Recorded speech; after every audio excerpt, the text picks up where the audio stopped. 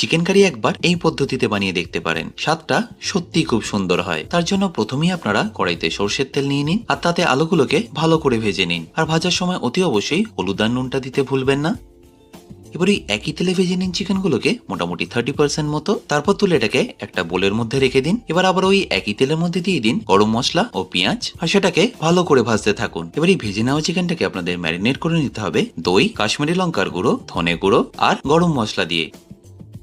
আর অবশ্যই এখানে ঝালের জন্য লঙ্কা আর নুনটা দিতে ভুলবেন না। আর এতক্ষণে অবশ্যই আমাদের পেঁয়াজটাও ভাজা হয়ে গেছে। এবার তাতে দিয়ে দিতে হবে আদা রসুন বাটা আর সেটাকে একবার মিশিয়ে নিয়ে এখানে রঙের জন্য দিয়ে দিচ্ছি হলুদ আর ফাইনালি এখানে দিয়ে দিতে হবে টমেটো বাটা।